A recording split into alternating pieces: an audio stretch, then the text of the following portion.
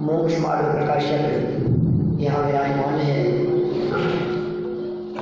वेदी प्रतिष्ठा का यह मांगलिक प्रसंग और इस प्रसंग पर हम लोग धूमधाम से यह आयोजन कर रहे हैं। धूमधाम से विधान किया हमने और विधान करके ये समझ लिया बहुत धर्म हो गया।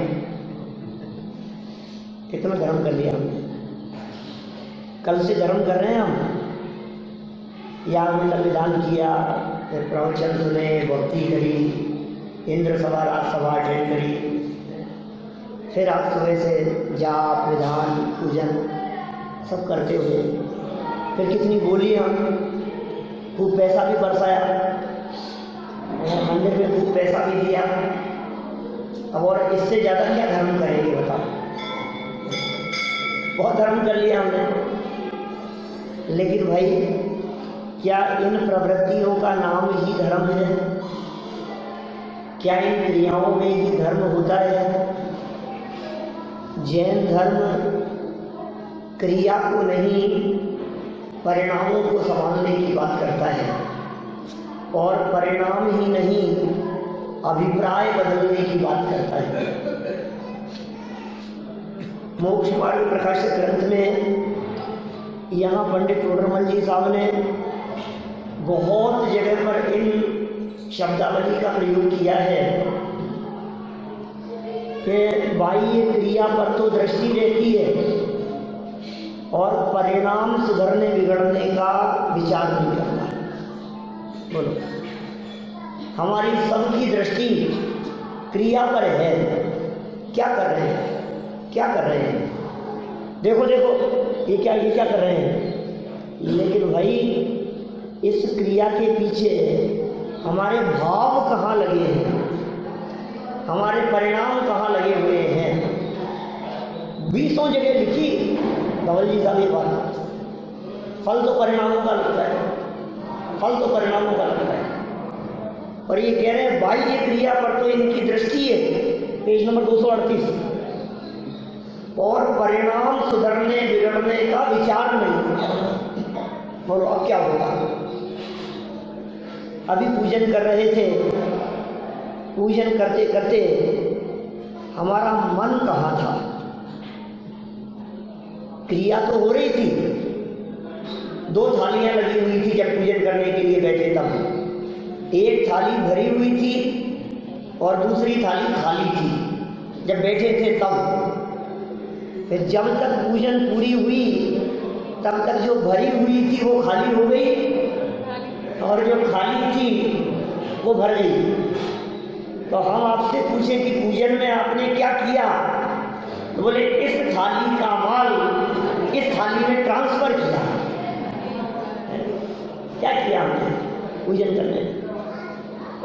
पूजन में जो बातें कही जा रही थी क्या उन बातों की तरफ हमारा ध्यान था? अब तक अगणित जड़ द्रव्यों से प्रभु भूख न मेरी शांत हुई, तृष्णा की खाई खूब भरी पर रिक्त रही वह ध्यान था हम क्या बोल रहे हैं, हम क्या चढ़ा रहे हैं, हमारे द्वारा बोले जाने वाले इन शब्दों का क्या अर्थ है।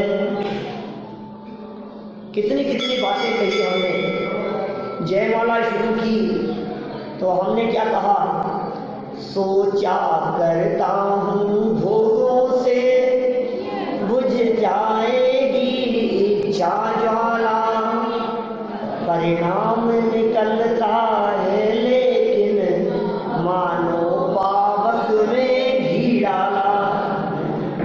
बोलो परिणाम क्या निकला। मैं तो ये सोचता था कि भोग भोगते हुए ये भोगों की ज्वालाएं शांत हो जाएगी। मैं तो ये सोचता था कि भोजन करने से मेरी भूख मिट जाएगी। लेकिन हुआ क्या, आज तक का इतिहास उठाकर देख लीजिए, भोजन करने से किसी की भूख नहीं मिटी है। कितने लड्डू खा लिए होंगे आज तक जिंदगी में, कितने लड्डू खाए, कितने गुलाब जामुन खाए, कितने रसगुल्ले खाए, मिश्री मावा और क्या क्या मक्खन बड़े, कितनी चीजें खाई। फिर अब तो भर गया होगा पेट। अच्छा कितना खाएं कि पेट भर जाए। माने भोजन करने से कभी किसी की भूख नहीं मिटती है। जिनने भोजन का त्याग किया उनकी भूख सदा सदा के लिए मिट गई है। बोलो ये पेट तो फूटा भरा है, जे अभी डालो और शाम तक फिर खाली का खाली, कितना ही डाल दो ये भरता ही नहीं है, कभी कभी भरता ही नहीं है। 3 दिन सफर करना था, बाजार का खाते नहीं है, अब कौन बनाए और कौन लेके जाए। एक काम करो ना, आज ही 3 दिन का खा लेते हैं, फिर 3 दिन भूख ही नहीं लगे। क्यों नहीं हो सकता ऐसा। आप कितना भी खा लीजिए ये घड़ा भरता ही नहीं है, ये भूख मिटती ही नहीं है। यही स्थिति पंचेंद्रिय के विषय भोगों की है। ये तृष्णाएं मिटती नहीं है, ये इच्छा ज्वालाएं शांत नहीं होती है। सोचा करता हूँ भोगों से बुझ जाएगी इच्छा ज्वाला, परिणाम निकलता है लेकिन मानो। क्या परिणाम निकला, बोलो। एक सेठ जी के घर में आग लग गई। जब सेठ जी के घर में आग लग गई तो घबरा गए, घबरा के बाहर आ गए और बाहर आकर के चिल्लाने लगे, आग लग गई, बचाओ, कुछ उपाय बताओ। भीड़ लगी थी बाहर और लोग कहने लगे, सेठ जी पानी के टैंकर बुलवाओ और पानी डलवाओ आग बुझाने के लिए। तो सेठ जी बोले, चुप रहे, मैं इतना बड़ा सेठ, पानी घी के पीपे खुलवा देता हूं।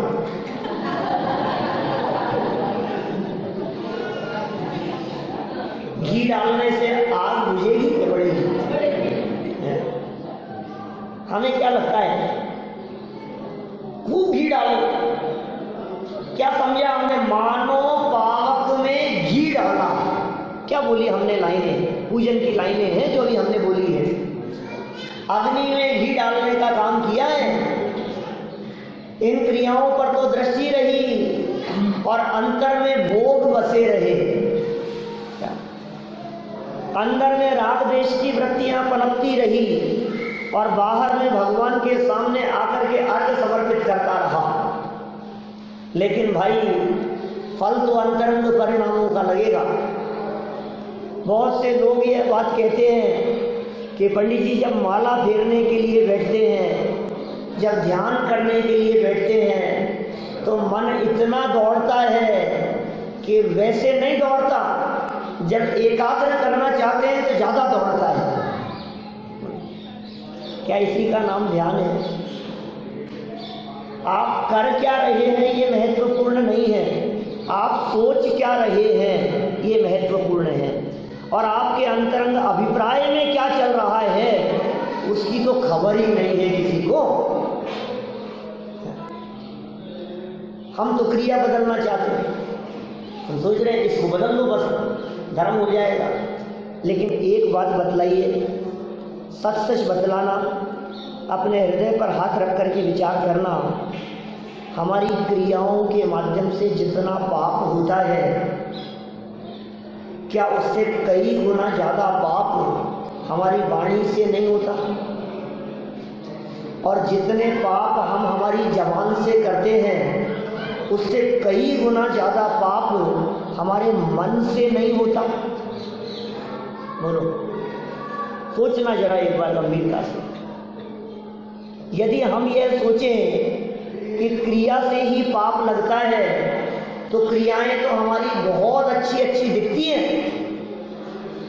और मैं कभी कभी कहता हूँ ऐसा, ये जीव जैसा अपने आप को दूसरों के सामने दिखाना चाहता है, प्रदर्शित करना चाहता है, यदि वैसा अंदर से बदल जाए तो धन्य हो जाए, इसका जीवन सफल हो जाए।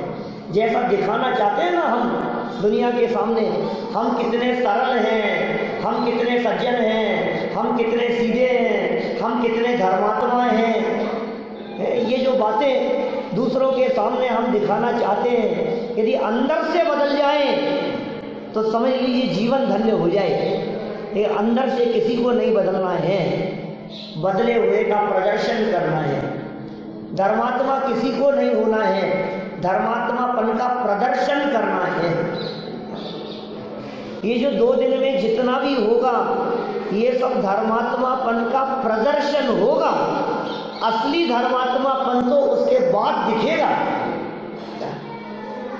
2 दिन यहाँ प्रवचन हुए और प्रवचन सुनने के लिए बैठ गए, ये असली बात तो तब पता लगेगी जब हमारे यहाँ से चले जाने के बाद, आयोजन धूमधाम से संपन्न हो जाने के बाद, हमारे संजय जी यहाँ प्रवचन करते हैं दौसा में, कितने लोग वो सुनने के लिए आते हैं, तो पता लगेगा कि आप कितने बदले हैं, अंदर में कुछ बात प्रवेश की है या नहीं की। मुझे तो प्रसन्नता तब होगी कि जो सभा अभी जैसी लग रही है, जो दौसा के नहीं है उनकी तो क्या बात करें, लेकिन जो लोग दौसा में ही रहते हैं, कम से कम वे तो सुनने के लिए आए, प्रतिदिन सुनने की बात कह रहा हूं। आपने थोड़ी क्रियाओं की पवित्रता देखकर अपने आप को धर्मात्मा समझ लिया, लेकिन भाई क्रिया से होने वाले पाप तो गवर्नमेंट रोकती है। आप हत्या नहीं कर सकते किसी की, आप किसी को जान से नहीं मार सकते, आप चोरी नहीं कर सकते, आप मारपीट नहीं कर सकते। क्यों? पुलिस पकड़ लेगी। कानून का डर है कि नहीं? आस पड़ोस वाले भी कहते हैं कानून अपने हाथ में मत लो, परिवार वाले कहते हैं कानून अपने हाथ में मत लो। डरते हैं हम कानून से, नहीं करते। माने क्रिया से होने वाले पाप ये कानून रोकता है, और जबान से होने वाले पाप, हमने किसी व्यक्ति से कहा जान से मार दूंगा, क्या उसने पुलिस में जाकर के रिपोर्ट लिखाई, थाने पहुंच गया कि साहब रिपोर्ट लिख लो, ये किस बात की, कि वो मुझे धमकी देता है जान से मार लूंगा। कि मारा तो नहीं, चुप भाग, कहीं तो है कि मार देता तो रिपोर्ट लिखाने कौन आता। माने यदि आप पुलिस में जाकर रिपोर्ट लिखाएंगे तो जवान से बोलने की कोई रिपोर्ट नहीं दर्ज की जाती है। क्यों वकील साहब? क्या? लेकिन फिर भी हमारी जबान में कंट्रोल है, जबान से पाप नहीं होते ज्यादा। क्यों? क्योंकि गवर्नमेंट तो नहीं रोकती, समाज रोकता है, परिवार रोकता है, आस पड़ोस वाले रोकते हैं, मित्र रोकते हैं। वो ये कहते हैं भैया थोड़ा अच्छे से बोलो यार, क्या आपकी भाषा अच्छी नहीं है, ऐसी भाषा में नहीं बोलना चाहिए। माने क्रिया को रोकने के लिए कानून है और जवान को रोकने के लिए समाज और परिवार है, लेकिन मन में जो पाप खड़ा हुआ है इसे रोकने वाला कौन है, ये बताओ।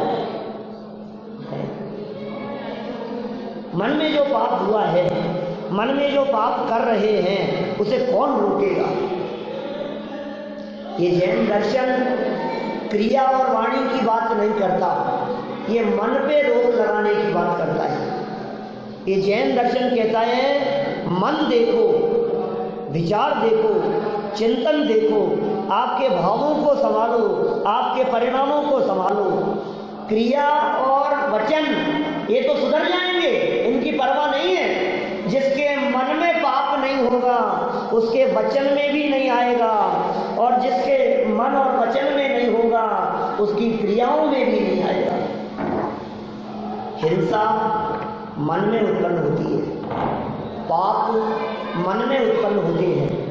सबसे पहले पाप का जन्म मन में होता है, फिर मन में जब पाप नहीं समाते हैं तो वे वाणी में फूट पड़ते हैं, और मन और वाणी के माध्यम से जब बात ज्यादा आने लगती है तो कभी कभी वो काम क्रिया से भी हो जाता है।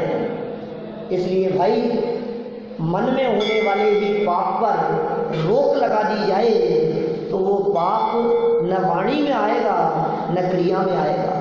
हमारा जैन दर्शन मन बदलने की बात करता है, हमारा जैन दर्शन चिंतन बदलने की बात करता है, हमारा जैन दर्शन सोच बदलने की बात करता है। आपका सोचने का नजरिया बदल जाए, आपका चिंतन बदल जाए, आपका जगत के पदार्थों को देखने का दृष्टिकोण बदल जाए, ये जैन दर्शन है। क्या चल रहा है मन में? एक अन्य मतावलंबी कबीरदास जी भी इस तरह की बात कहते हैं माला फेरने के संदर्भ में। तो क्या कहते हैं? माला तो कर में फिरे, जीभ फिरे मुख माही, और मनवा फिरे बाजार में, यह तो सुमिरन नाही। कबीरदास जी की लाइनें हैं। क्या कह दिया है? क्या कहा मामा? माला तो कर में फिरे, कर मतलब हाथ, माला हाथ में फिर रही है, और जीभ फिरे मुख माही, बाहर में माला फिर रही है हाथ से, जीभ मुंह में फिर रही है, और तेरा मन फिर रहा है बाजार में। ये तो प्रभु का स्मरण नहीं है, तो फिर किसका नाम है? कि कैसा होगा प्रभु स्मरण, ये बताओ। कि माला चेतन सो कहे, काहे फिरावे मोए। क्या माला कह रही है चेतन से? कबीरदास जी की लिखी हुई पंक्तियां हैं। माला क्या कह रही है? क्या सावधानी साहब, माला क्या कह रही है? माला चेतन सो कहे, काहे फिरावे मोए, और मनवा क्यों नहीं फेरता, मुक्ति मिलावे तो। अपने मन को क्यों नहीं फेरता है? मालाएं तो बहुत फेरी, मन नहीं फेरा। मालाएं तो बहुत बार जपी हमने, जाप तो किए बहुत बार, लेकिन ये जाप करने के साथ साथ मन बदलना चाहिए था, चिंतन बदलना चाहिए था, विचार बदलने चाहिए थे, सोच बदलनी चाहिए थी। वो नहीं बदली तो क्या होगा? क्या कह रहे हैं यहाँ पंडित जी? भाई ये क्रिया पर तो इनकी दृष्टि है, और परिणाम सुधरने बिगड़ने का विचार नहीं। बोलो, मंदिर में आकर के बैठ गए, पूजन की थाली लगी हुई है और बड़बड़ाना चालू है, देख करके नहीं आते, एक करीब पाँव रख दिया तुमने, इसको छू दिया तुमने, नहीं होता है ऐसा। आप क्या कर रहे हैं? भगवान सामने विराजमान है, थाली सामने लगी हुई है, कषायें छोड़ने के लिए पूजन की जाती है, ये पूजन को भी कषायों का माध्यम बना लिया। ये धार्मिक आयोजन राग द्वेष और कषायों से निवृत्ति के लिए है। ये भी यदि कलह के कारण बन जाए तो फिर ये करके क्या किया हमने? क्या बोलो साहब धनवाल जी, सही सही बात कह रहा हूं ना मैं। मंदिरों में क्या होता है? इसने ऐसा क्यों कर दिया, इसने ऐसा क्यों कर दिया, इसको ऐसा करना चाहिए, और अब तो मैं इसके मंदिर में पाँव नहीं रखूंगा। इसका मंदिर कहाँ से हो गया? ये मंदिर इसका और ये मंदिर इसका। मंदिरों को लोगों में बांट दिया है।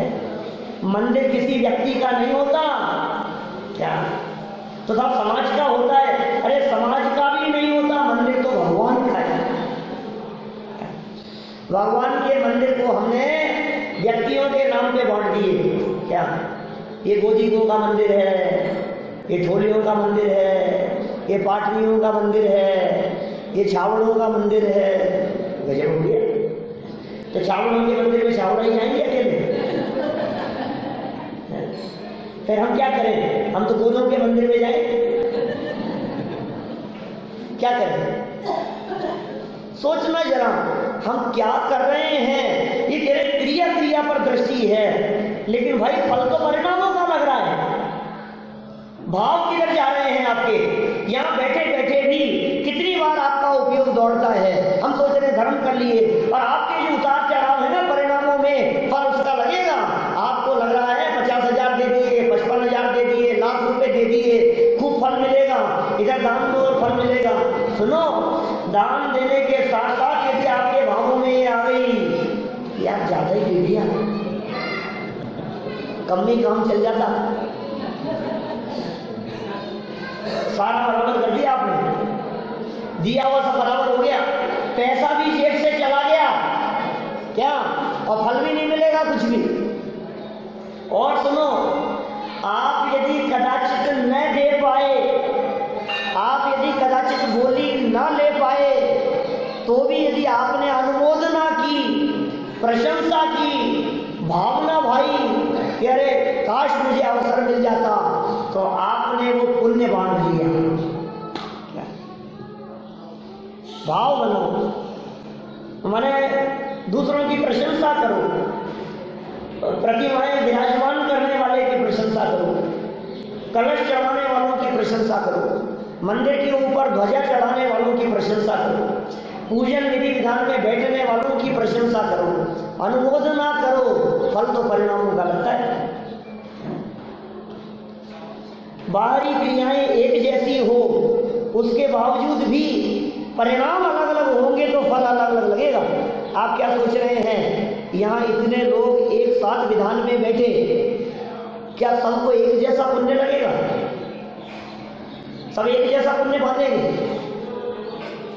बिल्कुल नहीं है ऐसा। आपने सुना होगा एक मुनिराज बैठे थे जंगल में, और एक सिंह, लायन, शेर मुनिराज के ऊपर आक्रमण करने के लिए, मुनिराज को खाने के लिए दौड़ता हुआ आ रहा था। और वहीं पास में से एक जंगली सुअर उसने देखा, और वो उसने रोकने का प्रयास किया, और दोनों में लड़ाई हुई, शेर में और जंगली सुअर में, और घंटों तक आपस में लड़ते रहे, एक दूसरे को मारते रहे, और अंत में नतीजा ये निकला कि दोनों ही मर गए। एक मर करके स्वर्ग में चला गया और एक मर करके नरक में चला गया। दोनों लड़ रहे हैं, दोनों ने एक दूसरे को मार दिया है, दोनों एक दूसरे के हत्यारे हैं क्या? एक स्वर्ग में चला गया और एक नरक में चला गया। मैं पूछता हूं ऐसा क्यों? शेर नरक में क्यों गया और सुअर स्वर्ग में क्यों गया? एक के हृदय में मारने का भाव था और दूसरे के हृदय में बचाने का भाव था। जिसके हृदय में बचाने का भाव है वो मर के स्वर्ग में चला गया, और जिसके मन में मारने का भाव है वो मर के नरक में चला गया। ये मारने और बचाने की बातें तो बहुत बड़ी कह दी है। बोलो कैसी कैसे बातें हो जाती है। यहाँ पूजन में बैठे बैठे एक व्यक्ति का मन ऐसा होता है, मजा आ रहा है पूजन में, इतनी जल्दी क्यों खत्म कर दी, और चलनी चाहिए। और दूसरा बैठे बैठे घड़ी देखता रहता है, कब खत्म होगी, कब खत्म होगी, कब खत्म होगी। अब खत्म तो जब होगी तभी होगी, तो पाप क्यों मान रहा है ढाले बैठे? जब खत्म होगी तभी होगी ना, और तुम्हारे करने से होगी भी नहीं। ये बैठे बैठे पाप बांधे जा रहा है। आपके हाथ में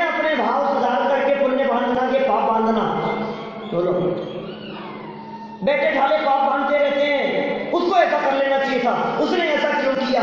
पता है किसके बारे में चर्चा करते हैं हम? मोदी जी के बारे में, क्या मनमोहन सिंह के बारे में, राहुल गांधी के बारे में, खेलों के बारे में, सचिन तेंदुलकर तो रिटायर्ड हो गया, सौरव गांगुली के बारे में, जो भी है, विराट कोहली के बारे में। बेवकूफ है, ऐसे भी कोई खेलता है, तो ऐसा खेलना चाहिए था, तुम सिखाओगे उसे खेलना। ये बैठे बैठे बांधे जा रहा है पाप, तब कोई ठिकाना नहीं है। जिन क्रियाओं से, जिन बातों से किसी तरह का कुछ लेना देना नहीं है आपकी लाइफ का, उन बातों में आप अपने जीवन के बहुमूल्य क्षणों को बर्बाद कर रहे हैं। और टीवी के सामने बैठ करके चैनल घुमाता रहता है, आर्त ध्यान और रौद्र ध्यान करता रहता है। क्या अभिनंदन जी भाई साहब क्या करते हैं? बैठे रहेंगे और बैठे बैठे देखते देखते और मार मजा आ गया। तेरे हिसाब से चल रहा है, वो डायरेक्टर के हिसाब से चलेगा, तेरे हिसाब से। और देखो वो एकदम दुर्घटना हो गई,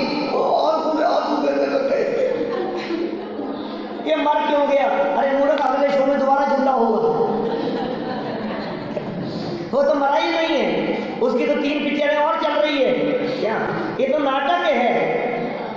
इस रिकॉर्डिंग को देख देख करके और सामने वो प्रदर्शित कर रहे हैं, और ये राग द्वेष करता रहता है, ये कषाएं बांधता रहता है, ये किसी को मारने के भाव करता रहता है, किसी को बचाने के भाव करता रहता है, और कहता है इसको ऐसा करना चाहिए था, इसको ऐसा करना चाहिए था, इसने ऐसा क्यों नहीं किया, ये ऐसा कर लेता तो अच्छा होता। क्या कर रहे हैं हम? फल भावुक का लगता है, बैठे बैठे पाप बांधता रहता है, बैठे बैठे देखा मैंने क्या किया। बहुत से लोग जब कर्मों का फल भोगने का प्रसंग आता है तो रोते हैं, ऐसा कहते हैं, पंडित जी हमने हमारे जीवन में कोई पाप नहीं किया, कोई पाप नहीं किया, हमारे साथ ही ऐसा क्यों हो रहा है, हमने क्या पाप किया बताओ। शांति से हमारी जिंदगी बीती है, धर्म ध्यान करते रहे, शांति से घर रहते, हमने कुछ नहीं किया, हमारे साथ ऐसा क्यों हो रहा है। नहीं किया तुमने कुछ भी नहीं किया। ये जो नहीं किया कह रहे हो ना, ये गवर्नमेंट की तरफ से कह रहे हो। ये जो नहीं किया कह रहे हो ना, ये समाज और परिवार वालों की तरफ से कह रहे हो। तुम्हारे मन में झांक करके देखो क्या क्या क्या नहीं किया हमने। अनीति, अन्याय, बेईमानी, धोखाधड़ी। अरे कहीं बाजार लुट रहा हो ना क्या, और लूट लूट करके ले जाए सोने चांदी की दुकानों पर से लोग क्या, और ये घर में बैठा हो यहाँ, और बाद में मालूम चले कितने बजे लुटा था मार्केट, 3 बजे, और यार 5 मिनट पहले आया था वहां से। क्या हुआ? चूक गया मैं तो, क्या ऐसे चूक गया, मैं भी लूट लेता, मुझे भी मौका मिल जाता। देखो क्या कहाँ बुद्धि दौड़ती है इसकी, कुछ हासिल नहीं होने वाला है और बैठे बैठे बांधे जा रहे हैं, पाप बांधे जा रहा है, खाम में पाप बांधे जा रहा है। भैया परिणामों को संभालो, फल तो परिणामों का लगेगा।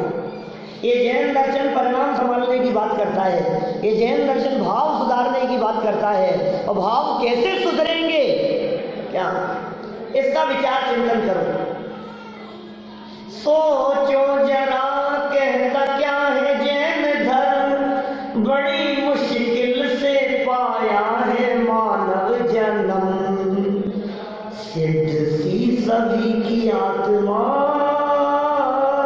सुना ना विवेक जी क्या, सोचो जरा, कहता क्या है जैन धर्म, सोचा है कभी आपने?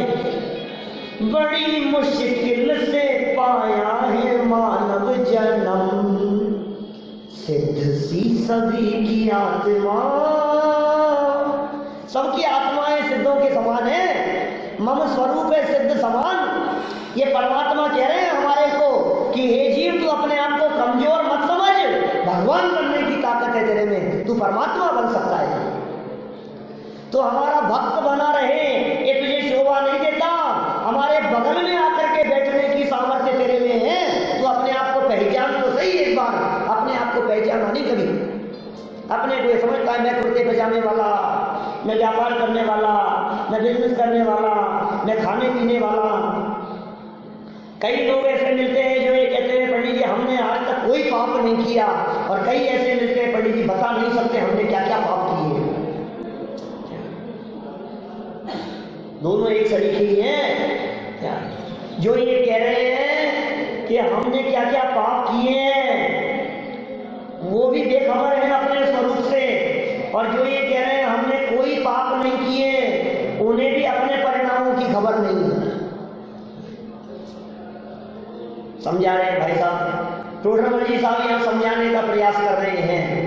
क्रियाओं को देखता रहता है, ये क्या कर रहे हैं, वो क्या कर रहे हैं, उन्होंने क्या कर लिया है, उनकी देखो, और जब भी बात चलेगी दूसरों की तरफ देखता रहेगा।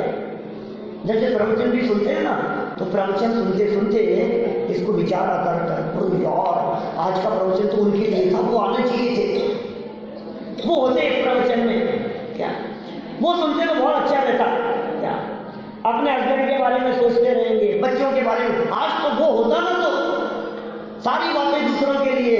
भाई साहब लोगों के घरों में भोजन करने के लिए जाते हैं ना, तो लोग ऐसा कहते हैं, रास्ते में ले जाते ये कहते हैं पंडित जी आपको पहले कह रहा हूँ, और हमारा बेटा है ना उसको थोड़ा सा समझाना, ये समझता नहीं है, आप थोड़ा सा समझाओगे तो समझ में आएगी।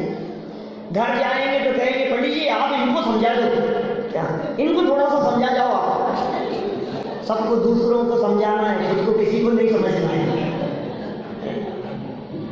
हमें समझना है भाई साहब, समझने की जरूरत दूसरे को नहीं है, समझने की जरूरत हमारे को है।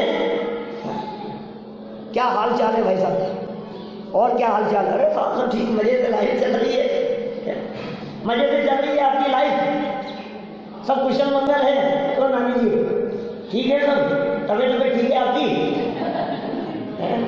सब ठीक है, चल रही है अच्छी। बुधरलाल जी ने पंक्तियां लिखी ना, कौन सी?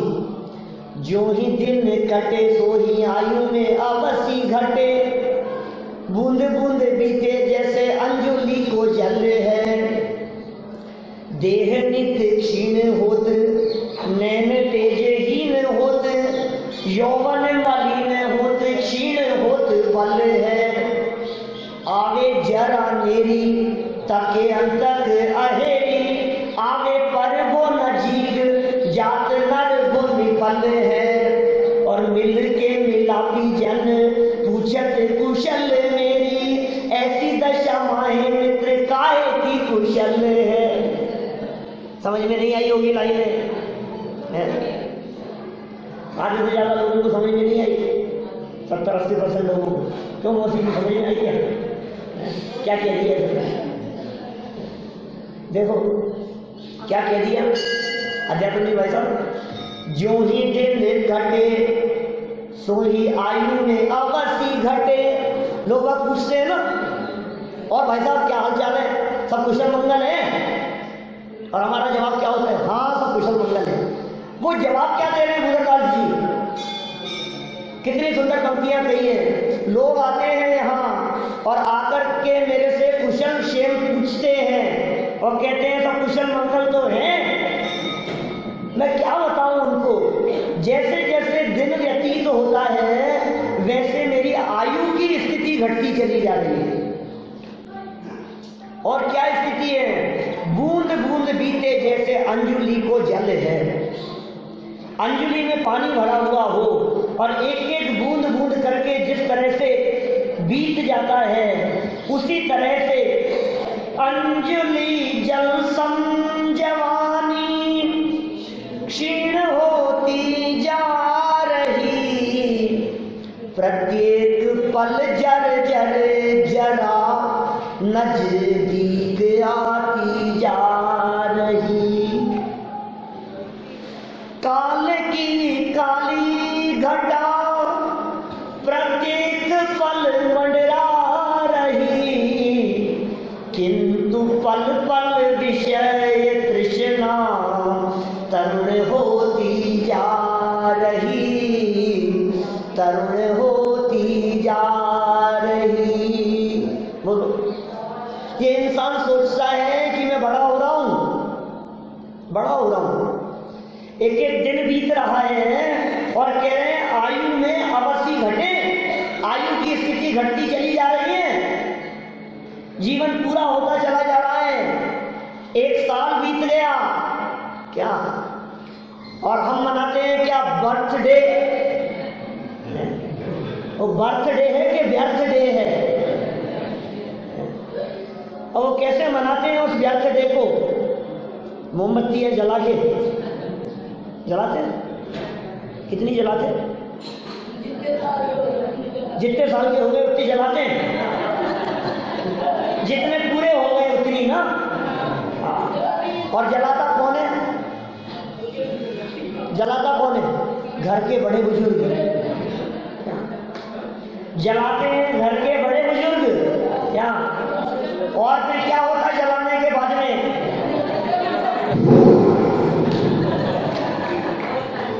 ये किसने बुझाए, वो घर के बड़े बुजुर्ग, वो जलाकर ये कहना चाहते हैं कि हमने ये जलते हुए क्या ये रोशनी के चिराग तेरे को दिए थे, और वो वाला फूंक मार करके बता देता है कि आपने दिए तो थे लेकिन मैंने सब अंधकार में बिता दिए।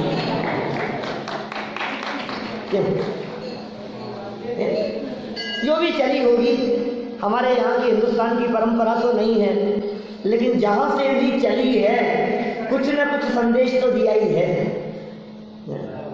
हम नहीं कहते हैं साल गिरा, मर्म नहीं छिपाए शब्द ने, साल गिरा, 1 साल और गिर गया, 1 साल और खत्म हो गया, जीवन का 1 वर्ष और बीत गया।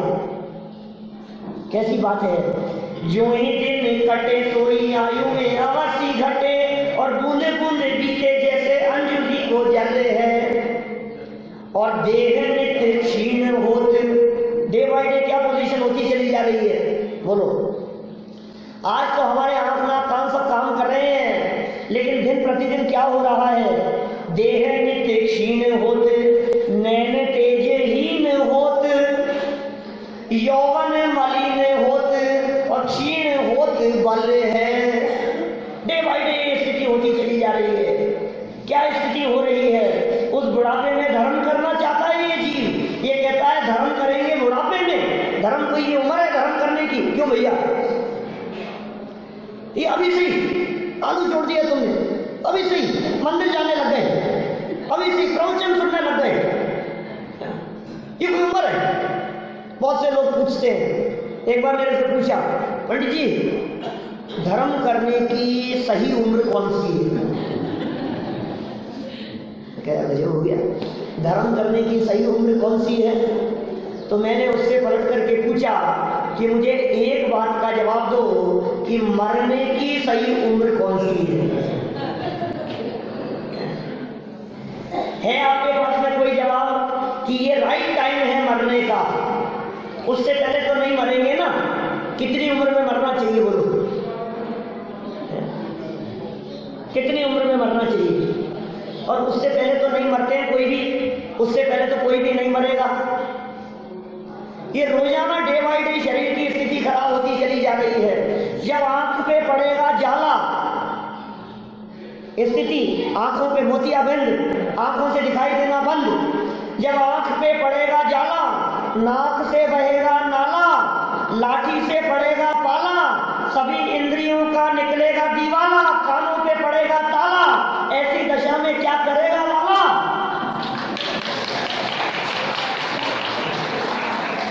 ये क्या करेगा, धर्म करेंगे, धर्म करेंगे ऐसी दशा में। जब धर्म करने के लिए 4 बातें हम सुनाएंगे तो अपने हैं सुनाई नहीं दे रहा, वो धर्म करेंगे, उठा बैठा जाएगा नहीं, उठते बैठते भगवान का नाम याद आएगा, सीढ़ियां चढ़ करके दर्शन करने के लिए आ नहीं पाएंगे। ऐसी स्थिति में क्या कर लेगा, एक कहता धर्म करेंगे उस उम्र में जिस उम्र में गवर्नमेंट रिटायर कर देवे, गवर्नमेंट ये कहे कि तुम घर बैठो, घर बैठे तुम्हें पेंशन देंगे। जिस उम्र में घर के परिवार का बिजनेस हो तो बच्चे कहें कि बाबूजी आप घर पे बैठा करो, क्या दुकान से बच्चे रिटायर कर देवे, गवर्नमेंट ऑफिस सर्विस से रिटायर कर देवे और वो ये कहे अब आप किसी काम करने के योग्य नहीं बचे हो, तब ये कहता है जब किसी काम को करने के योग्य नहीं बचे अब धर्म करेंगे। कैसे करेंगे धर्म? बोलो, सोचना एक बार गंभीरता से। कैसी स्थिति का चित्रण किया? जो ही दिन कटे तो ही आयु में अवश्य घटे, बूंद बूंद बीते जैसे अंजुली को जले हैं, और देह नित्य क्षीण होते नैन तेजहीन होते, यौवन मलिन होते क्षीण होते बल है। आवे जरा नेरी, बुढ़ापा नजदीक आ रहा है, जरा माने बुढ़ापा, नेरी माने नजदीक। आवे जरा नेरी और तके अंतक अहेरी, मृत्यु रूपी शिकारी ताप मार के देख रहा है, कब झपट्टा मार ले। बोलो, कभी भी मार लेगा, कब झपट्टा मार लेगा? पहुंच जाएगा व्यक्ति, वहां अपने आप पहुंच जाता है। एक घटना प्रबंध की चर्चा करते समय सुनाता हूं हमेशा। एक कबूतर, न्यूज़पेपर में बड़ी घटना है, एक कबूतर एक पेड़ पर बैठा हुआ था, सुबह का समय था, मुंह लटकाए हुए चुपचाप उदास बैठा था, और उधर से नारद जी निकले। न्यूज़पेपर की घटना है। और नारद जी निकले तो उन्होंने कबूतर से पूछा, भैया क्या बात है, बुखार उखार तो नहीं हो रहा है तुम्हारे? सुबह का समय है, तुम्हारे सारे साथी दाना पानी की तलाश में उड़ गए हैं और तुम यहीं बैठे हो। तबे तो ठीक है कि नहीं कोई तो बात है, कुछ तो बताओ। नहीं कोई बात नहीं, क्या बताऊँ, घबराना तो दूसरा था। जब ज़्यादा आग्रह किया तो कबूतर ने कहा कि मुश्किल से 5-7 मिनट पहले की बात होगी, इधर से यमराज जी निकले थे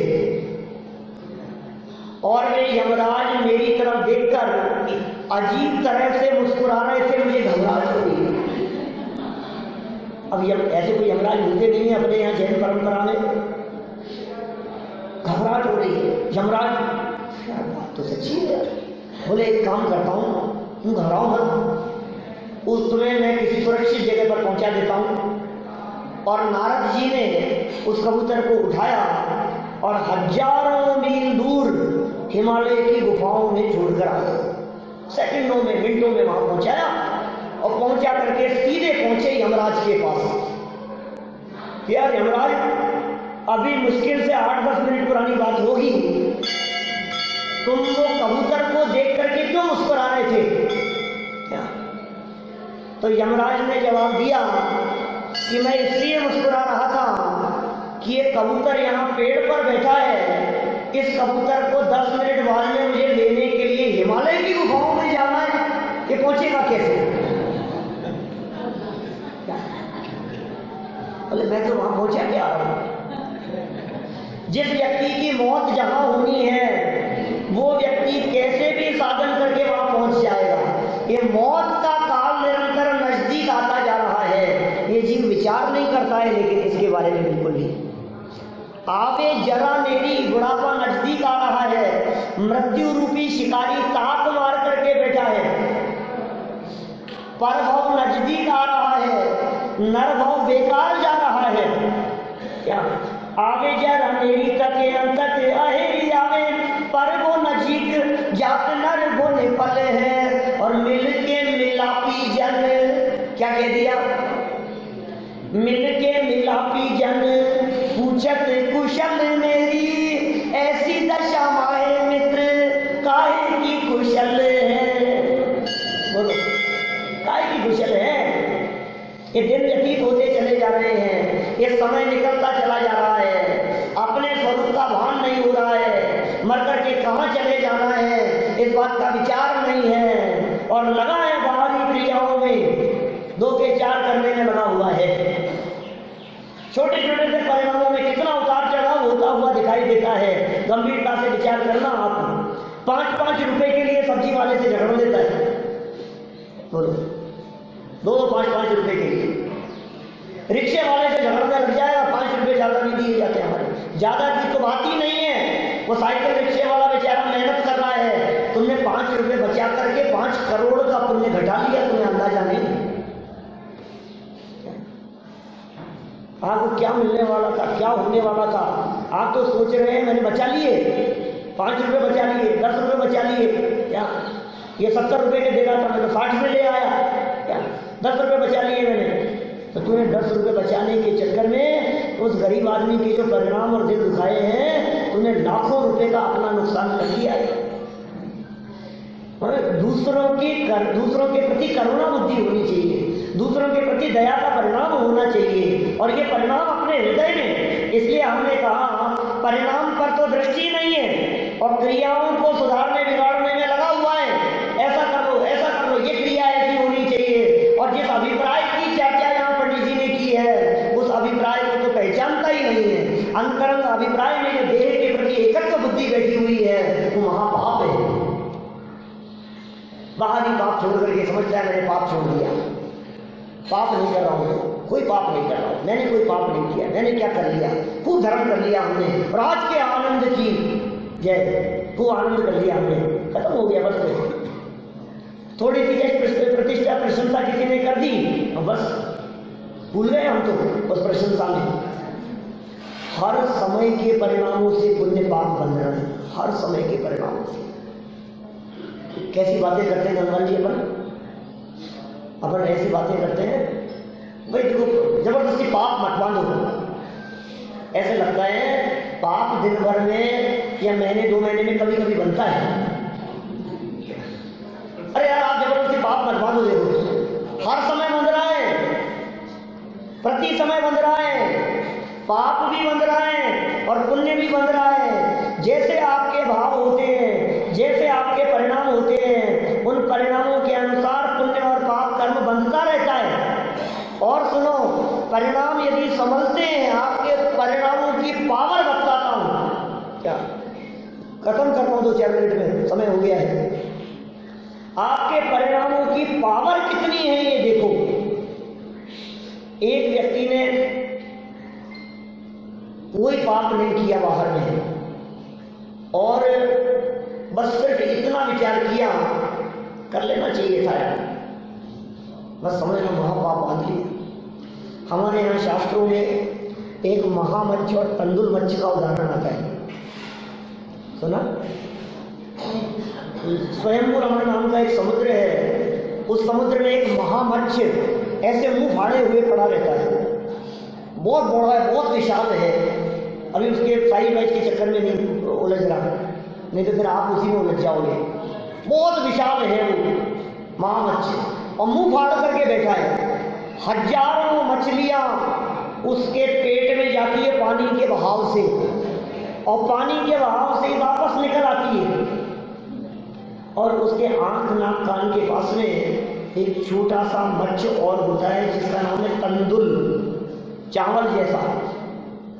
वो बैठा बैठा ये सब दृश्य देखता रहता है, खा नहीं रहा है कुछ भी, एक भी मछली को, और बैठे बैठे देख ऐसा रहा है, अरे यार मूर्ख, इतनी मछलियां पेट में गई थी और वापस निकल गई पानी के बहाव से, इसकी जगह मैं होता तो मुंह बंद कर लेता, सब अंदर चले जाते, मर के 7वें नरक में चला जाता है,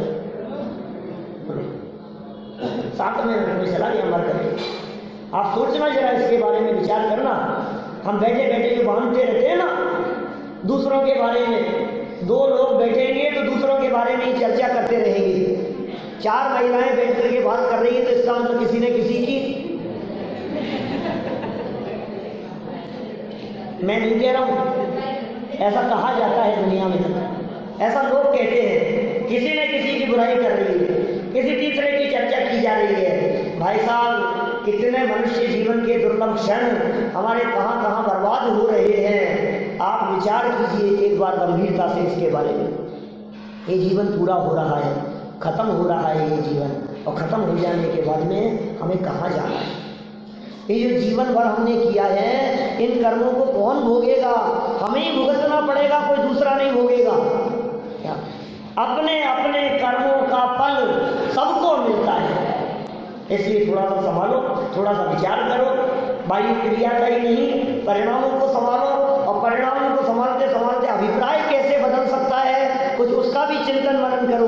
प्रतिदिन यहाँ जो शास्त्र सभा चलती है उसमें आओ सुनने के लिए, और सुनो एक बार गंभीरता से ये शास्त्र क्या कह रहे हैं। एक बार गंभीरता से विचार करो, ये दुनिया क्या है, ये दुनिया कैसे चल रही है, इस दुनिया को कौन चलाता है, ये सुखी क्यों हो गया, ये मर क्यों गया, ये मरता मरता बच क्यों गया, इसके साथ में इतना बुरा क्यों हो गया, इसके साथ में इतना बुरा करने पर भी इतना अच्छा क्यों हो गया, कौन कर रहा है सारी इन व्यवस्थाओं को। विचार करो, चिंतन करो, सोचो एक बार, सोचो जरा। जो पूजाएं कर रहे हैं इन पूजाओं का अर्थ क्या है, जो पाठ बोल रहे हैं इन पाठों का अर्थ क्या है, जो भक्ति बोली जा रही है उन भक्तियों के अर्थ क्या है। अरे नमोकार मंत्र का भी अर्थ क्या है, इतना भी पता है आपको? कोई मंत्र मंत्र याद है कभी? मंत्र याद है कोई आपको? मंत्र नहीं याद है कोई? मंत्र याद नहीं? अरे मंत्र नहीं, महामंत्र याद है आपको? लेकिन हमें लगता नहीं है। हम मंत्रों की बात करते थे तो लगता है ओम राम ह्रीम रूम गौम, ऐसे कोई मंत्र होते हैं। नमो हरिहंताणम, इसमें क्या मंत्र है? अरे ये महामंत्र है। ये नमोकार मंत्र क्या बता रहा है? इस नमोकार मंत्र ने किसको नमस्कार किया है? इस नमोकार मंत्र की महिमा क्या है? इस नमोकार मंत्र को किसने लिखा, कहाँ लिखा, क्यों लिखा? इसमें जिन्हें नमस्कार किया है उनका क्या स्वरूप है? अरिहंत भगवान कौन होते हैं? सिद्ध भगवान कौन होते हैं? आचार्य उपाध्याय साधुओं का क्या स्वरूप है? एक बार गंभीरता से इन विषयों के संदर्भ में विचार करो। जैन कुल में पैदा होकर के भी यदि हमें नमोकार मंत्र का अर्थ भी ना आता हो तो फिर समझ लीजिए कुछ सार्थकता नहीं है। ये नमोकार महामंत्र वो मंत्र है, बच्चा भूलने लगता है ना, सबसे पहले याद कराते हैं धर्म के नाम पर उसे। ये वो चीज है, आता है हमारे को, ये क्या कह दिया है? वो जयनम का मतलब क्या होता है? क्या पता, सब किसी को पता है? चल रहा है, बोले जा रहे ऐसे ऊपर चलो, क्या मालूम क्या अर्थ होता है? बोले जा रहे, रटा दिया हमारे को बचपन से, और धर्म कर रहे हैं, धर्म के नाम पर बोले जा रहे हैं। भक्तामृत तो बोलते हैं, भक्तामृत आप जानते हैं आप क्या बोल रहे हैं? उनके मतलब क्या है? उन शब्दों के अर्थ क्या है? जो शांति पाठ आप बोलते हैं उसका अर्थ क्या है? जो विनय पाठ आप बोलते हैं उसमें क्या बात कही गई है? जो पूजा प्रतिज्ञा पाठ आप बोलते हैं उसमें उसका क्या अर्थ है? बिना अर्थ समझे हुए कुछ नहीं होगा। कल्याण मंदिर स्तोत्र की एक पंक्ति है, यस्मात् क्रिया प्रतिफलंती न भाव शून्या। हमारे यहाँ जैन परंपरा में भावों से शून्य क्रिया, ऐसी क्रिया जिस क्रिया के साथ में हमारे भाव जुड़े हुए नहीं है वो कुछ फल देने वाली नहीं है। इसलिए क्रिया ही नहीं, भावों का विचार करो, और भाव ही नहीं, अपने वस्तु स्वरूप का, अपने आत्म स्वरूप का, या आत्मा कौन है और इसका क्या स्वरूप है। घंटे आधे घंटे में कुछ नहीं होता है। मैं तो इसमें ही सार्थकता समझता हूँ कि इतनी सभा में से यदि 5-10 लोग भी यदि रोजाना स्वाध्याय सभा में बैठने लगे, यदि डेली प्रतिदिन की स्वाध्याय सभा में आकर के उन्होंने स्वाध्याय करना शुरू कर दिया तो मेरा 2 दिन यहाँ आकर के प्रवचन करना सार्थक हो गया। और क्या करना है? बाकी आप सोचो कि 2 दिन में आपको 2 प्रवचन के अंदर मैं आपको बात समझा दूं। मैं तो प्रेरणा दे सकता हूँ पढ़ने के लिए, मैं तो प्रेरणा दे सकता हूँ समझने के लिए, मैं तो ये भाव जागृत कर सकता हूँ कि आप अपने आप को समझने का प्रयास करो कि आप कौन हो। जीवन पूरा होने में कोई भरोसा नहीं है, कभी भी हो जाए। रोज दुर्घटनाएं घट रही है। एक वो जमाना दिखता है, कभी कभी बातें करता हूँ मैं, एक वो जमाना जिस जमाने में प्रथमानंद लोग पुराण कहानियां हम पढ़ते थे, एक बाल सर पर सफेद देखा और वैराग्य हो गया। थोड़ा सा बादलों को विकसित होते हुए देखा और वैराग्य हो गया। आसमान में बिजली चमकी और वैराग्य हो गया। थोड़ा सा एक बाल झड़ करके कुर्ते पर गिर गया और देख करके वैराग्य हो गया। यहाँ तो पूरे के पूरे साफ हो गए हैं, फिर भी ठिकाना नहीं है। माथे पर सारे बाल सफेद हैं और फिर भी ये कहते हैं कि नहीं पड़ी बुढ़ापे में करेंगे। अब कौन सा बुढ़ापे का इंतजार है? 2-2, 4-4 बच्चे बच्चियों की सबकी शादियां हो गई है, पोते पोतियां हो गए हैं, और उन्हें कहो आया करो कि नहीं अभी से क्या बुढ़ापे में आएंगे। अब और कौन से बुढ़ापे का इंतजार है? इसलिए भाई साहब, जैन धर्म क्या है, जैन दर्शन क्या है, हम कौन हैं, आत्मा क्या है, ये परमात्मा कौन है, ये परमात्मा कैसे बन रहे हैं, हमारे वितरागी संतों ने जो शास्त्र लिखे हैं, ये शास्त्र क्यों लिखे हैं, किस प्रयोजन की दृष्टि से लिखे हैं, कुछ बातों का गंभीरता से विचार चिंतन करके हमें अपने कल्याण करने के बारे में विचार करना चाहिए। बाकी जगत के काम तो अपने आप चलते ही रहते हैं। इन सब बातों का विचार करके हम अपने कल्याण के मार्ग में लगे हैं। इसी भावना से बात को यहीं विराम।